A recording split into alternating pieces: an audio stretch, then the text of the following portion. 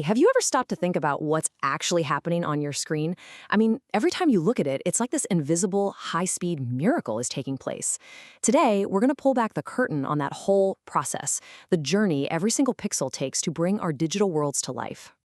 So it really makes you wonder, right? How does a computer paint a masterpiece? How does it take a bunch of raw 3D shapes and turn them into something that looks, well, real? How does it know the perfect color for every single dot and exactly how light should bounce off of it or shine through it? The answer is kind of wild because it's both super simple and incredibly complex at the same time. The computer does it one potential pixel at a time.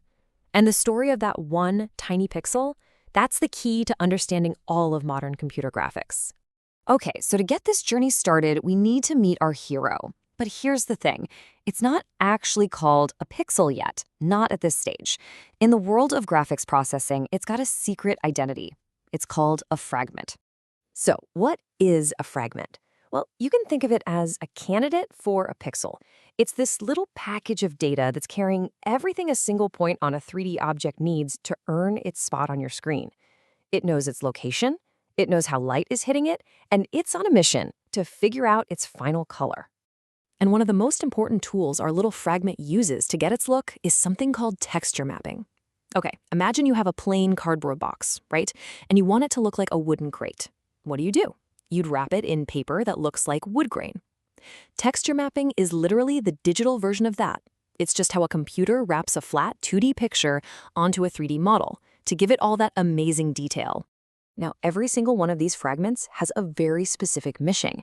Before it can graduate and actually become a pixel, it has to complete this critical checklist to make sure it looks absolutely perfect. And this is that to-do list. First, it needs a precise color. I'm not talking just blue, but the exact shade of blue. Then it needs that surface detail from the texture map, the grain of the wood, the roughness of a brick. It also has to calculate all the effects of light and shadow. Is it sitting in direct sunlight or tucked away in a dark corner? And finally, it has to figure out its own transparency. Is it solid rock or is it see-through glass? So, where does all this magic happen? It all goes down in a special program running on your GPU, your graphics processing unit, called a fragment shader. And honestly, the best way to picture a fragment shader is as a super fast, high-tech assembly line. Its one and only job? Coloring fragments. So, let's follow a fragment on its journey down this line. Step 1. It arrives, carrying all its data about its 3D position and the lighting around it. Step 2, it reads its map coordinates. These are called UV coordinates, which tell it exactly where to look on that flat 2D texture. Step 3, it samples the texture.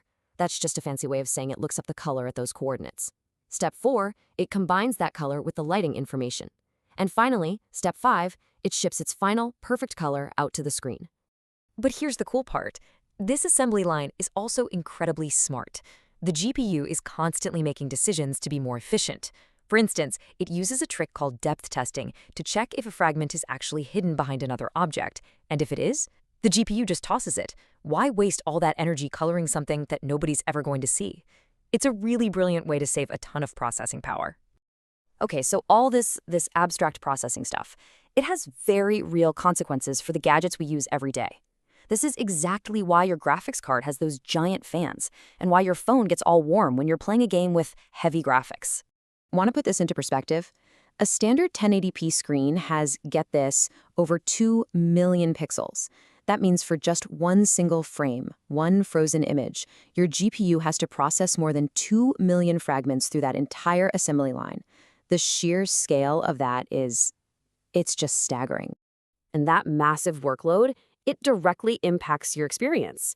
You want smooth gaming? Well, you're going to need a powerful GPU to handle all that. All those beautiful, high-resolution textures, they take up a ton of storage space.